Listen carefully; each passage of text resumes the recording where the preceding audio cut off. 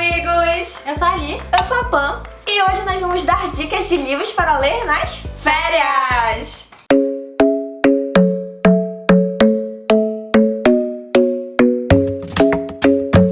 Bem, eu não sei vocês, mas eu gosto de ler muito nas férias, então eu tento fazer ao máximo com que o meu número de livros não lidos diminua pelo menos um pouquinho. Que bom, Pam. Fico muito feliz Que bom pra por você, boa sorte.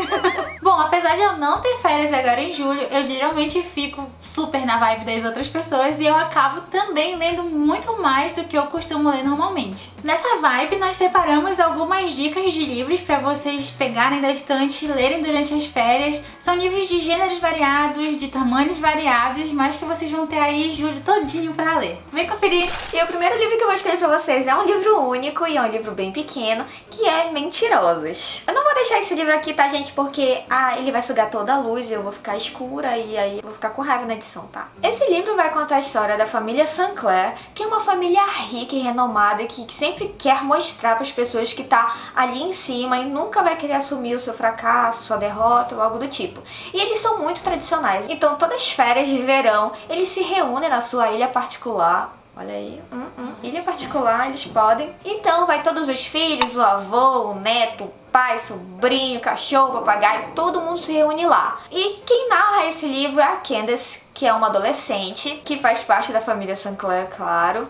Só que a gente já sabe que algo aconteceu na vida dela, algo de ruim aconteceu, a gente não sabe o que foi, por que causou, ela sente dores, sente enxaqueca, enfim, ela é bem bichada, sabe? Inclusive, muitas pessoas não gostam da Candace, quando começam a ler diz que ela não agrada os leitores, mas assim, eu não tive dificuldade com ela, porque eu fiquei muito curiosa pra saber o que aconteceu, e eu posso falar pra vocês que o final é arrasador, e além do mais, a narrativa desse livro é muito bacana, é uma narrativa poética, lírica, digamos assim, muito gostosa de se ler e fala sobre amizade entre famílias, sabe? Quando você vai para uma chácara com os primos e aquelas lembranças de infância, da adolescência se reunindo com a família. Então, é muito bacana e por isso eu gostei tanto desse livro. É um livro favoritado, sério, eu quero muito que vocês leiam, então se você tem ele na estante, dê uma chance pra ele. E se você já leu, conte aí pra mim o que você achou. Bom, a minha primeira indicação de livro para ler nas férias é também uma indicação para quem quer começar no universo da fantasia, que é O Ciclo Terra-Mar, sendo que o primeiro livro é O Feiticeiro de Terra-Mar. Esse livro foi escrito há um tempão atrás pela Ursula K. Le Guin, e esse livro conta a história de um aspirante a feiticeiro que se chama Ged, ou Jed, e ele mora numa ilhazinha onde ele aprendeu alguns truques de magia, né, com uma tia, e um dos principais truques que ele aprendeu era atrair os animais, os chamando pelo seu verdadeiro nome, que não é os que a gente conhece,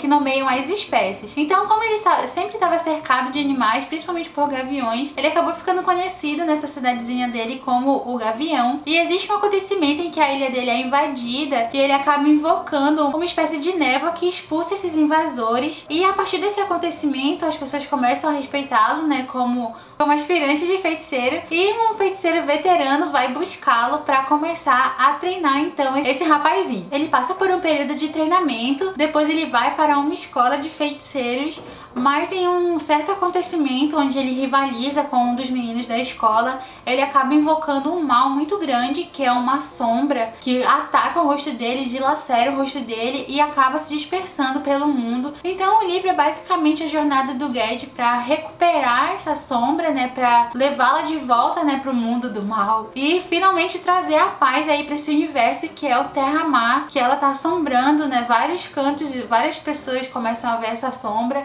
e a tomar a forma do Ged também, confundindo as pessoas. Então, é um livro super tranquilo para ler nas férias, porque ele é bem fininho e ele é bem gostoso de ler, você acompanha todos os caminhos do Ged pelo mapa. E o segundo volume dele já foi publicado aqui no Brasil, então você não vai ficar ansioso esperando pela continuação, que é As Tumbas de Atuan. Essa série tem só 5 volumes, ela não tá demorando para ser lançada, né, pela Arqueiro aqui no Brasil, então é bem tranquilinho de ler e é a minha primeira recomendação para você. E a segunda indicação de livros para ler nas férias é Marina. E talvez você nunca tenha ouvido falar muito, porque esse escritor é um dos meus favoritos, mas ele não é tão conhecido e tão lido assim. Ele é o autor que escreveu o meu livro preferido, que é A Sombra do Vento, porém ele fez outros livros infantos juvenis, e esse aqui também entra nessa categoria. Então Marina vai contar a história do Oscar, que assim, durante a infância dele, ele sumiu da Terra, sumiu do mundo, sumiu, ninguém sabia onde ele estava durante uma semana. Depois ele foi encontrado por um policial e tudo mais, porém, tudo que ele passou durante essa semana se esvaiu da memória dele, ele não lembra, não sabe. Então ele cresceu como se tivesse um apagão de uma semana na vida dele. Só que após 15 anos, essa memória de repente volta e ele vai lembrar o que aconteceu durante esse momento na vida dele. E vocês devem me perguntar, sim, Marina, acho que o que tem a ver, né? Só que assim, eu vou falar pra vocês uma parte do que ele se lembra. Tinha uma casa com um portão que é praticamente a capa do livro, lembra muito na hora da narrativa, que essa casa era meio que ela abandonada. E assim, era uma casa grande, enorme, daquelas que tu vê caindo aos pedaços, aquele portão que se você abre faz aquele barulhão assim, sabe? E existiam gatos ali por perto, e isso chamou a atenção de Oscar, então ele resolveu entrar lá dentro dessa casa pra ver se tinha alguém lá pra conhecer. Bem, ele entra lá e não vê nada, vê tudo muito velho, mas de repente aparece uma menina, que no caso é Marina. E ela é uma menina muito misteriosa, que mora com o avô, que é super mega misterioso também. E eles vão acabar sendo amigos e juntos vão descobrir um mistério que assola ali esse lugar onde eles moram e coisas, gente, muito macabras, bizarras, suspeitas, começam a acontecer. Então o Zafón, ele trabalha um pouco assim como o Neil Gaiman, o realismo fantástico, porque são coisas estranhas que acontecem entre os humanos ali, coisa que você fala, gente, isso não existe, mas pro Zafón existe. E dá um pouquinho de medo, eu confesso. Mas assim, é uma história muito gostosa, que também assim é muito nostálgica, e eu acho uma excelente escolha para ler nas férias. Então por favor, me deem ouvidos e leiam Zafón, vai!